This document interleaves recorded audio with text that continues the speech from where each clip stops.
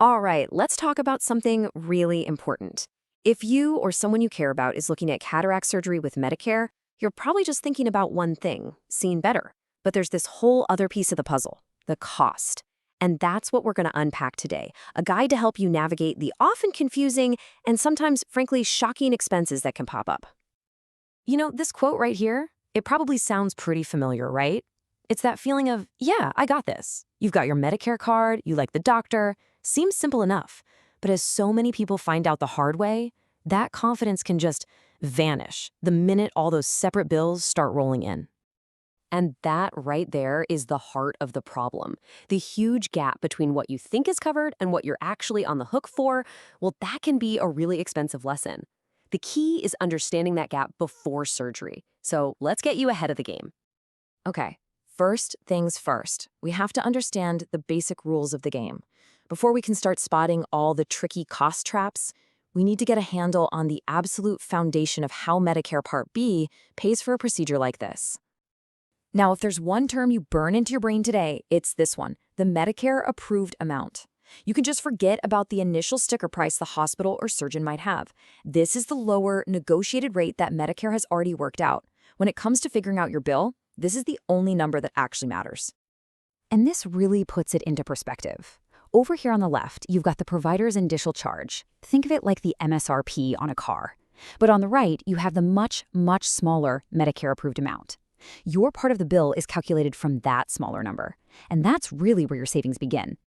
Now, before Medicare pays a single penny, you have to meet your annual Part B deductible.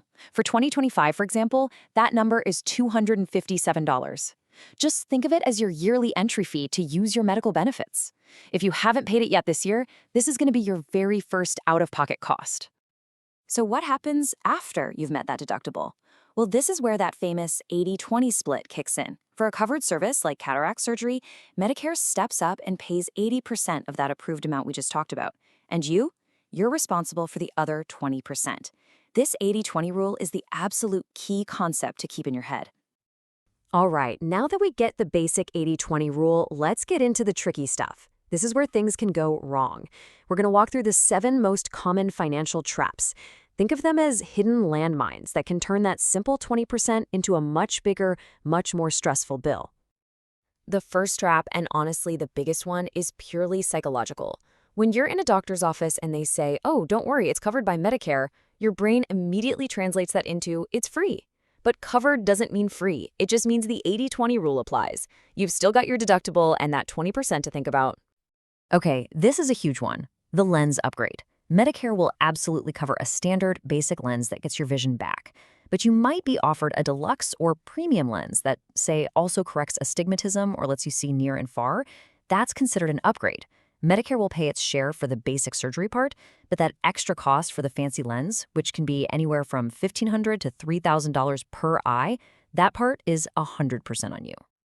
And you gotta watch out for premium packages. Sometimes offices will bundle a bunch of extra high-tech diagnostic tests along with those premium lenses.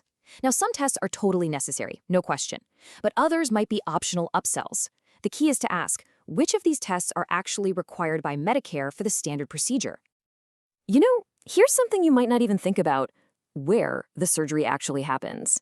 It could be in a hospital's outpatient department, or it could be at a standalone place called an ambulatory surgery center, or ASC. And here's the kicker. The Medicare-approved amount is often way lower at an ASC.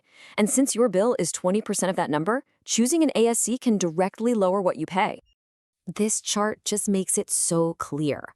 Let's just imagine for a second that the approved facility fee at a hospital is $2,000. Your 20% share would be $400. But at an ASC, that same approved fee might be only $1,200. All of a sudden, your share is just $240.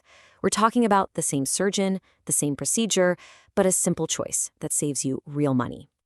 All right, let's run through 3 more quick-fire surprises. First, the anesthesiologist is going to bill you separately. That's another provider, and you'll owe 20% of their bill too.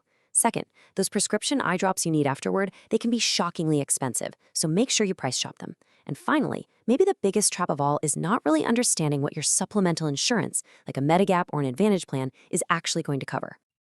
And that brings us to the single most important question you have to be able to answer, that 20% we keep talking about. who's actually paying it.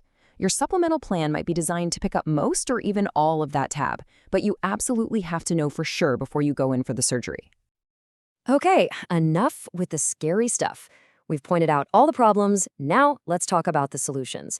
This section is all about giving you real, concrete tools and the knowledge you need to build basically a financial shield around your budget. Think of this table as your personal coverage map. I mean, look at the difference. If you just have original Medicare, you're on the hook for that full 20%. But if you have a Medigap Plan G, it usually covers that 20% completely after your deductible. Or maybe you have a Medicare Advantage plan and you just have a simple fixed copay. Knowing which one of these tiers you're in, that's everything. And guess what? You can actually do the math yourself. It's not nearly as complicated as it sounds. You just need to get the total approved amount, figure out what 20% of that is, add whatever's left on your yearly deductible, and then, this is the key, subtract whatever your supplemental plan pays. This simple little formula turns a giant mystery into a number you can actually plan for. Please, do not walk into that office unprepared. Arm yourself with these exact questions. Think of it as your cheat sheet. Asking, do you accept Medicare assignment protects you from surprise charges? Demanding to know the expected approved amount and the exact upgrade cost, that puts you in the driver's seat. So let's bring it all home. We have gone from confusion and maybe a little bit of fear to having real clarity. So here it is, your final all-in-one map to help you navigate the money side of your surgery with total confidence. This is your 3-stage money map. It's that simple. Before the surgery, you lock in the big details, your facility choice, where you stand on your deductible. During your final consultation, you nail down that lens decision and get clear on who all the different bills will be coming from. And then after, you're a savvy shopper. You price shop your eye drops and you check every single bill against the estimates you got earlier. And that's really the big takeaway here. This whole experience does not have to be a financial ambush. It really doesn't. With the right questions, a little bit of prep work, and a clear map like the one we've just built together, you can turn a confusing, stressful process into something that's totally predictable and manageable. At the end of the day, knowledge really is power. You now have the framework, you have the specific questions to ask, the map is officially in your hands. So the only question left is, are you ready to use it and take control?